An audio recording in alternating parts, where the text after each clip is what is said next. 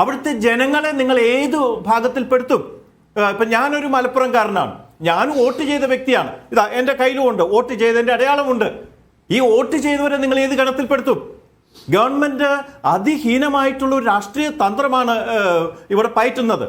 ഇന്നത്തെ പ്രതിപക്ഷ നേതാവിൻ്റെ ഒരു പ്രസ്താവന എനിക്ക് വളരെ ഇഷ്ടപ്പെട്ടു. അദ്ദേഹത്തോട് എനിക്ക് എൻ്റെ ബഹുമാനം ഇത് വർദ്ധിച്ചു. അദ്ദേഹം പറഞ്ഞൊരു കാര്യം വളരെ ശ്രദ്ധേയമാണ്. എന്താ അദ്ദേഹം പറഞ്ഞത്? അദ്ദേഹം പറഞ്ഞ വാക്കുകൾ അതേപടി പറഞ്ഞാൽ മുഖ്യമന്ത്രി ശ്രീ പിണറായി വിജയനും അതുപോലെ തന്നെ പ്രതിപക്ഷ നേതാവായ ഞാനും ഒക്കെ ഇവിടെ കടന്നു പോകും, പിന്നീട് ഓർമ്മയായിട്ട് മാറും.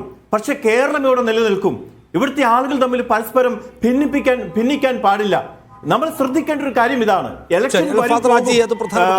ഞാൻ ചോദിക്കുന്ന ഒരു കാര്യമുള്ളത്, ഇപ്പൊ നോക്കൂ, ഈ ഒരു മുസ്ലിം മൈനോറിറ്റിയെ മാത്രം അല്ലെങ്കിൽ മുസ്ലിം വിഭാഗത്തെ മാത്രം ഒരു ഓരത്തേക്ക് മാറ്റി നിർത്തി ബാക്കി എല്ലാവരെയും അവർക്കെതിരാക്കുക എന്ന പയറ്റാണ് പയറ്റുന്നത് ഇപ്പോൾ പ്രധാനപ്പെട്ട ആളുകൾ. അതിൽ വെള്ളാപ്പള്ളി നടേശനെ മുഖ്യധാരയിൽ കാണാം. വെള്ളാപ്പള്ളി പറയുന്നത് നായാടി മുതൽ നസ്രാണി വരെയുള്ളവരുടെ ഐക്യം എന്നാണ്.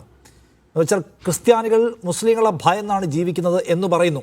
അപ്പോൾ സർക്കാരിൻ്റെ ഭാഗത്ത് നിന്ന് ആരിലും വരണമല്ലോ, അങ്ങനെ ഒരു ഭയപ്പാടും ഇവിടെ ഇല്ല എന്ന് പറയാൻ. കാരണം സർക്കാരിൻ്റെ ഉത്തരവാദിത്തമാണ് എല്ലാവരും സ്വാതന്ത്ര്യത്തോടെ ജീവിക്കുക എന്നുള്ളത്. സർക്കാരിൻ്റെ ഭാഗത്ത് നിന്ന് ആരും വരുന്നില്ല, CPM നിന്ന് ആരും വരുന്നില്ല, വെള്ളാപ്പള്ളിയെ തടയാൻ കോൺഗ്രസിൽ നിന്ന് പോലും സതീശനല്ലാതെ ആരെയും നമ്മൾ കാണുന്നുമില്ല. അപ്പോൾ ആ പെർട്ടിക്കുലർ പ്രസ്താവനയുള്ളൂ ക്രിസ്ത്യാനികളെ കൂടി ഈ വിദ്വേഷധാരയുടെ ഭാഗമാക്കാനുള്ള ശ്രമം. അതിനെ എങ്ങനെയാണ് താങ്കൾ കാണുന്നത്? അതെന്തുമാത്രം വർക്ക് ചെയ്യാൻ സാധ്യതയുള്ള സംഗതിയാണ്?